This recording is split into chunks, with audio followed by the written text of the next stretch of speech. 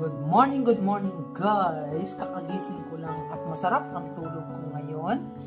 After ng work ko, kaya hindi ako nakapag-LS, natulog ka agad after work.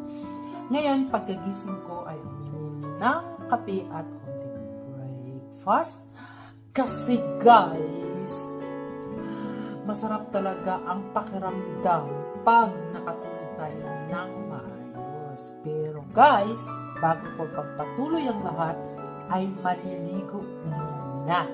So, see you later kasi wala pa akong hilamos pero nakapagkape na at nakapag-almusal na konti. Marami na yun guys. Kahit pa paano, marami na yun.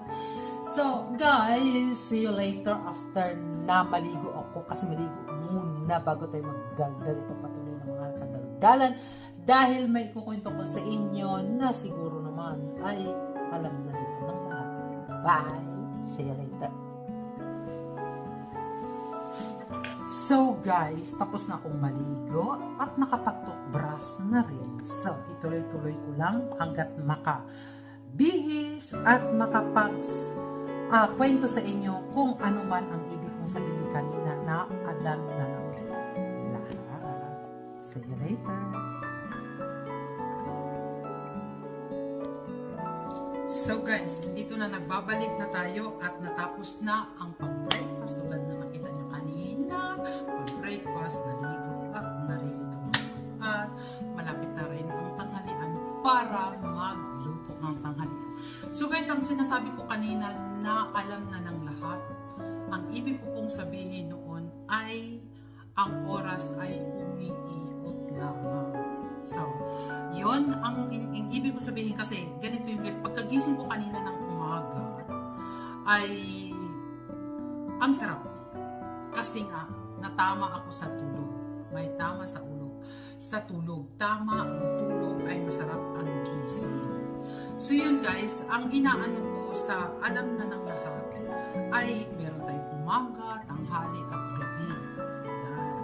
Hapon o anumang oras,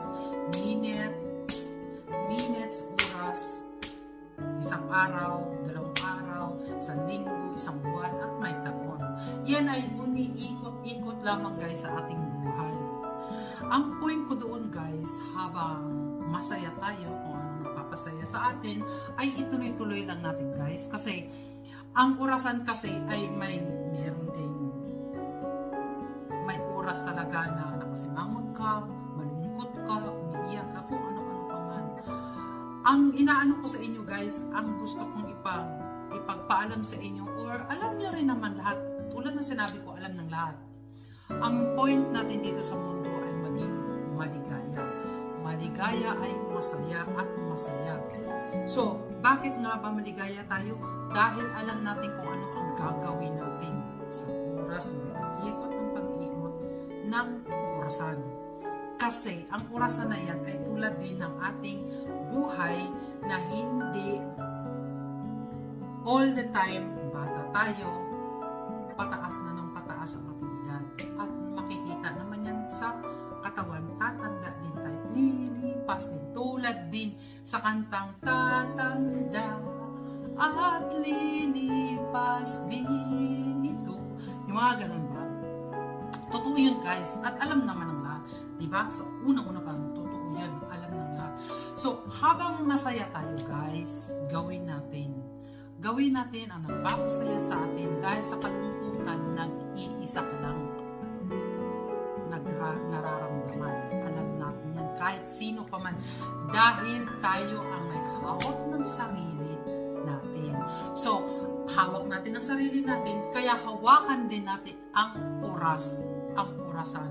Hindi yung oras na yan ang hahawak sa atin. Habang ang oras na yan, sa moment na yan, masaya ka, enjoy your life. I-enjoy natin ang lahat. Kung masaya tayo ngayon, i-please mo yan. Parang ano yan eh.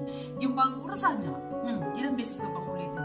Pag oras na masaya ka, enjoy your moment, gawin mo yan habang masaya ka. Dahil sa oras na malungkot ka, ay nasa sulok ka lang at nagmumuni-muni. Kaya habang masaya ka, share your kasiyahan sa mga masiyahin din at masaya para lalong sumiyak. Dahil pag malungkot ka ay iba ang feelings ng malungkot. Kaya pag dumating sa inyo ang oras na yan, dahil not all the time masaya ka, may minutes talaga o orasan yan na malungkot or whatever. So, yun guys, habang masaya ka, magpakasaya ka. Yun, huwag ka naman sabihin maghura-hura ka dyan na ano, kahit basta kung ano feelings mo ngayon na masaya ka, share your kasiyahan, di ba? Hanggat matapos siya masaya, dahil kaya nga may kasabihan tayong masaya, may malungkot, may umiyak, may tumatawa, di ba ganon? So, ang gusto ko talaga dito sa buhay ay gusto ko yung masaya lang, masaya. So, kung masaya kayo on that time, on that moment, enjoy nyo yan masyado guys. Kasi, pag malungkot ka, iba ang tingin din sa'yo. Iba din ang pakiramdam mo, iba din ang mararamdaman ng ibang tao. Pag masaya ka, diba, mas lalo kang masasabi natin fresh. Tulad ngayon, kakaligo ko lang. Diba? Pagkatapos, masarap talaga ang gising ko kanina kasi after ng work guys, no, ay natulog talaga ako. Hindi, usually, pag after ng work ko ay nag-i-LS ako o ganyan, pero hindi ko talaga makaya ang antok kanina. Kaya kulang lang yan sa tulog. Sumasabi natin sa ganyan. Nag-share ako ngayon guys, no, kasi kahapon muntik talaga akong makakatulog sa pag-drive dahil sa trabaho. Yung bang wala namang, kasi madaling araw yun, wala namang akong kasalubong at wala din sa likod ko, pero napatulog ako guys ng parang napatulog ako sa pagdadrive ko. Doon ko na gising kasi antok ako nung pumasok ko sa bahay kasi ang oras ko natulog eh. Parang sabi ko, oy nako Linda, gising ka dyan, huwag kang paano-ano, yung pang huwag kang patulog-tulog dyan dahil nagdadrive ka.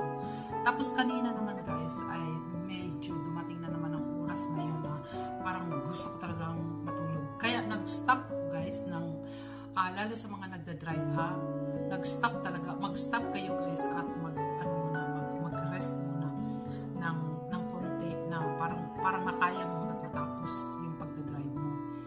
Kanina nag-stop ako, yung close ko yung eyes, ganun din ang kahapon ang ginawa ko kasi napakadelikado talaga na mag-drive na antok at talagang at nalaman niyo rin siguro last month na may nabangga.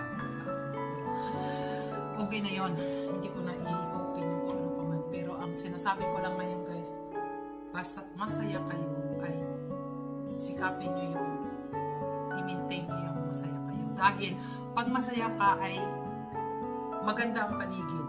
Kahit marami ka pang gagawin, kahit marami ka pang trabaho dyan, kapag masaya ka ay madali lang ang lahat. Pero pag malungkot ka, hindi mo alam kung ano ang gagawin mo.